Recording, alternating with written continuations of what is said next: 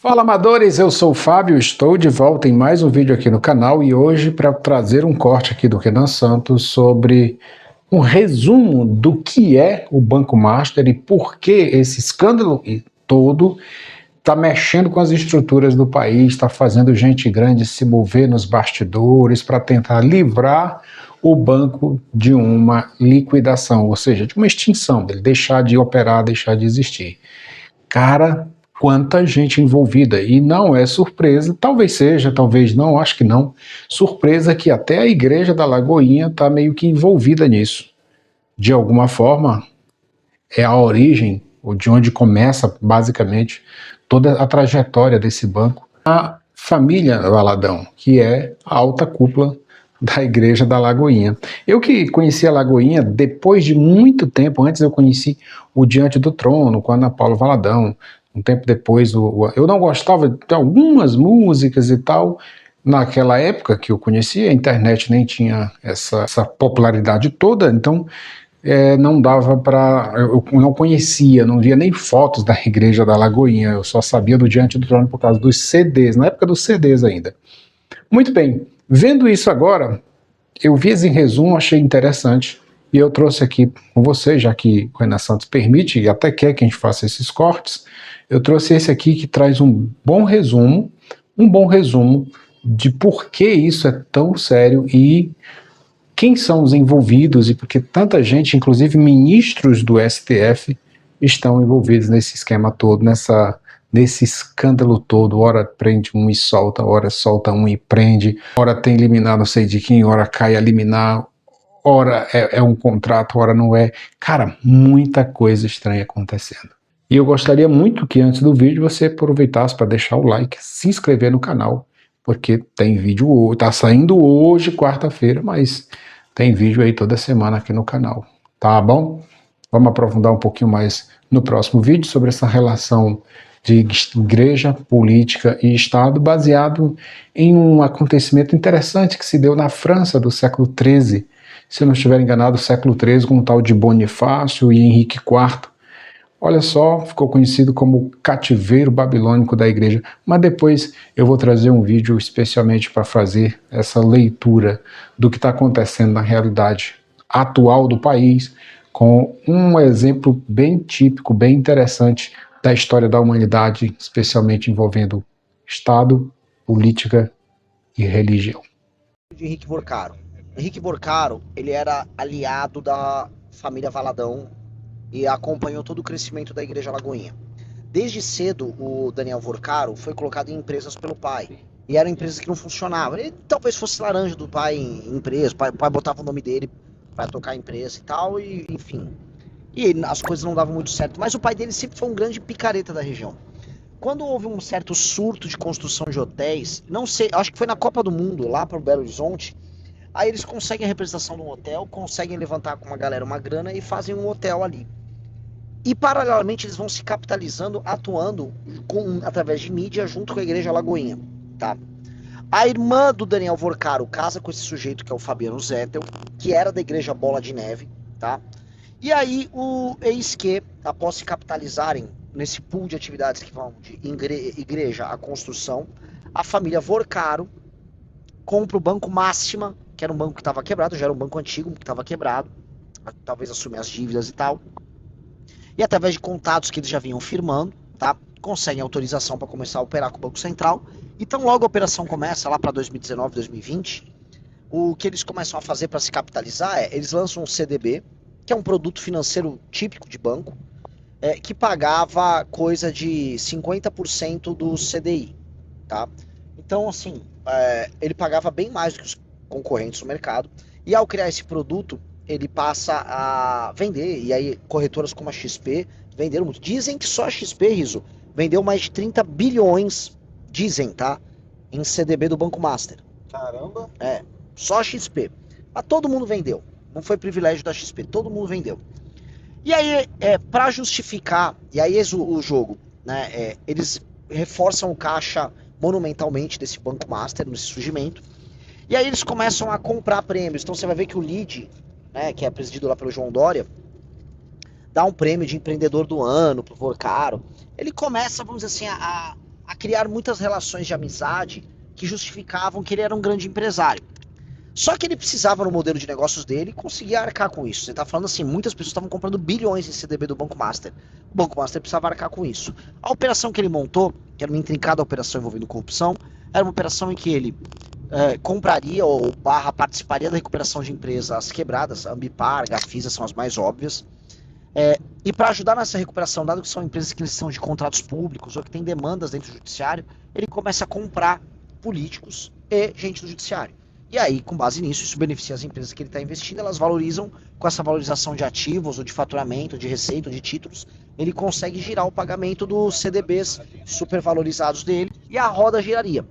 Então ele criou um grande sistema de compra de políticos, né, de políticos de judiciário, e a pessoa que ele coloca nessa recuperação era o Fabiano Zettel. Então o Fabiano Zettel, que era cunhado dele, porque casou com a irmã dele, ele vira o advogado que participava dessa recuperação. Naturalmente, as empresas não eram recuperadas porque ele não tinha uma grande habilidade como advogado. É porque, literalmente, o Daniel Vorcaro estava comprando autoridades. Não vou comprar autoridades, vinham coisas que beneficiavam essas empresas. E aí o cara falava que ganhava em honorário 40 milhões, 50 milhões de honorário para ajudar a recuperação da empresa. É um negócio, assim, completamente insano. Com base nesse faturamento, ele monta uma empresa chamada Moriah Capital, ou Moriah Assets, que é a empresa, ou Moriah Assets, que é uma empresa... O lance eles investiam muito em wellness e mulheres famosas, porque isso servia para dar uma maquiagem institucional de que era uma empresa jovem, uma empresa moderna, uma empresa, sabe, cheia de energia, investindo aí com mulheres, wellness, bem-estar, saúde e tal. Só que a empresa dele, aqui entra a função do Fabiano Zettel, a empresa dele também comprava consciências. O Fabiano Zettel, ele nunca tinha sido falado, e eu fui o primeiro a falar do Fabiano Zettel, porque ele era o cara que estava pro Vorcaro comprando influenciadores, comprando sites. Então ele comprava todo mundo. O comprador de mídia do Vorcaro era o Zettel. E aí isso blindou o Zettel. Por que o Zettel começou a ficar conhecido? Porque, cara, eu... o MBL, a missão, nós somos incomparáveis, incorruptíveis, tivemos acesso à história, eu fui verificar, eu juro pra vocês vão falar, o Renan é engraçadinho, né? Porque o Fabiano Zettel, ele investiu numa academia chamada Le Sank, né? A Le Sank é uma academia que fica no Oscar Freire, que é uma rua caríssima em São Paulo, e era a academia que ele botava as gostosas que participavam das surubas. Então se você que tá me assistindo, tinha uma namorada que fazia academia ali, cara, chama ela pra uma conversa, chama ela pra um bate-papo, tá? Tenta entender exatamente como andava a tua relação, que a possibilidade de você ter tomado algum tipo de, sei lá, código genético da família Vorcaro não é exatamente pequena, tá? Como então, que é? Cara, você foi beijar sua namorada, você acabou entrando em contato com o DNA do Daniel Vorcaro, cara. É isso que eu quero falar. Posso ser mais claro? Tem criança assistindo essa live. Cara, né? criança assistindo essa live, então lide com essa lição, cara. Se sua namorada estiver na academia Le Sank, lá no jardim, cara, puta, conversa com ela, tá? Compra um Listerine, tá? E jogo que segue, cara. Ninguém merece. Tô sendo brother aqui. Quem me visa, amigo tá? Então, assim, ele cuidava das festas, ele cuidava do surubão, não de todo o surubão, mas cuidava de parte do surubão, enquanto era pastor. Esse sujeito era pastor evangélico na Lagoinha.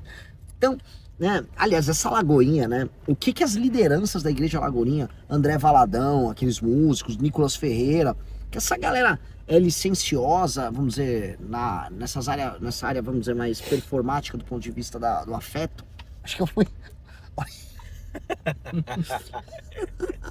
Olha, cara, só de que eu sou bom com as palavras. Isso é criativo, hein, cara?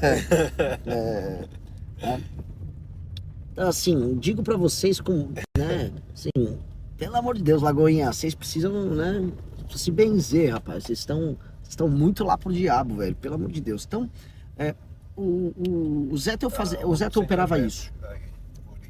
O Zettel operava isso. E naturalmente ele operava outras coisas. A irmã do Vorcaro tem muitos ativos da família Vorcaro, tá? Acho que é Natália Vorcaro o nome dela, que ativos obtidos de maneira fraudulenta pelo Daniel, que estão no nome dela. Então isso também era um sistema de transferência de ativos via Zettel para a irmã que é uma espécie de laranja, e a irmã, adivinha, também é pastora na Igreja Lagoinha, tá? Eu não sei porque não teve ainda uma operação policial nos Valadão, que são os donos da Igreja Lagoinha. E por quê? Olha só o que eu tô falando aqui. A Clava Forte, que é uma fintech que a Lagoinha criou. Por que a Lagoinha criou uma fintech, amigos? A Clava Forte é uma fintech que tinha operações correlatas ao universo do Banco Master, e a própria CPI do INSS, não é opinião minha, isso aqui não é opinião do Renan, isso aqui é um relatório do COAF, tá? Que foi exposto na CPMI do INSS, que demonstra de maneira peremptória que esta fintech Clava Forte recebeu dinheiro oriundo das entidades que faziam parte do escândalo do INSS e que operavam também com o Banco Master, tá? E esse dinheiro circulou por essa fintech da Igreja Lagoinha, que é a Clava Forte. Quando o Daniel Vorcaro foi preso no final do ano passado, depois ele foi solto, mas quando ele foi preso, a Clava Forte apagou o aplicativo e inclusive tirou do ar o site, tá? Gente, isso é criminoso. Criminoso. E eu não vou esperar muita coisa de uma igreja que tem área VIP. A pessoa fala, eles têm área VIP. Lógico. Vocês sabem o que eu acho da Lagoinha. Vocês sabem. Minha opinião sobre a Lagoinha, tá? Infelizmente, a despeito de terem fiéis, de terem pessoas que são cristãs, de terem pastores no meio sérios, tá? O topo da Igreja da Lagoinha é demoníaco. A família Valadão vai toda pro inferno e esses Zétel, Vorcaro, essa gente que administra a Lagoinha tem que queimar no fogo do inferno. Esses caras são demoníacos. Se você é da Igreja Lagoinha e tá me assistindo, entenda, o topo da Igreja Lagoinha é demoníaco, tá? O André Valadão, assim, ele gabarita os pecados capitais, esse sujeito é demoníaco. E infelizmente eles transformaram a administração financeira da igreja numa atividade criminosa, tá? Essa é a realidade, tá bom? O Zétel, portanto, ficou protegido e blindado por muito tempo, com essa imagem de pastor de igreja misturado com investidor em wellness, né? E comprando influenciador como se não houvesse amanhã. Nós trouxemos muita luz ao assunto, e aí ele começou a montar uma operação abafa. Eu falei pra vocês, tava lá no estádio, eu falei e repito aqui. O Fabiano Zétel mandou um emissário vir falar comigo, tentando me seduzir, não do ponto de vista da academia Lessank, né? Mas seduzir, né? Sua campanha tá indo muito bem, a gente tem um amigo, não sei o que, tá. E também dar recado do ponto de vista do você tá cometendo crimes eleitorais. Não tô. E porque eu fui o primeiro a falar, né? E aí eu fico um pouco assustado porque a imprensa simplesmente não deu bola pra esse cara. Esse cara é pivô do escândalo, tá? Esse cara é fundamental no escândalo e naturalmente vamos falar pouco dele porque foi da mão dele que saiu o dinheiro que calou boa parte do jornalismo brasileiro, boa parte dos influenciadores brasileiros, tá? Esse sujeito é um canalha, esse sujeito é um porco, tá? Então saibam quem é. E assim, é um cara que brinca com a fé alheia pra mandar matar. A gente é 2 palitos, mas não vai matar porque a gente é ruim. A gente é vaso ruim e ele vai ter que entrar numa fila que já contém PCC, PT, bolsonarismo, Comando Vermelho, ou seja, Fabiano Zétel. Entra na fila que os caras estão na tua frente, são piores do que você, tá? Se você gostou desse vídeo, já sabe, curte, comenta, compartilha, se inscreve, deixa de ser besta, comenta aqui embaixo. Não tem problema, eu respondo, não respondo. Tô de boa, pode comentar o que você quiser. Desde que você não comente algo que a própria plataforma proíba, tá de boa, tá bom? Não tenho problema com a sua opinião. Se eu rebater, também não é porque eu tô com ódio de você. Fica tranquilo, rapaz, calma. Agora continua aqui, ó, e assiste esse vídeo aqui que eu acho que você vai gostar muito. Será que o MBL vai resgatar as manifestações? Saiba mais nesse vídeo aqui. Valeu!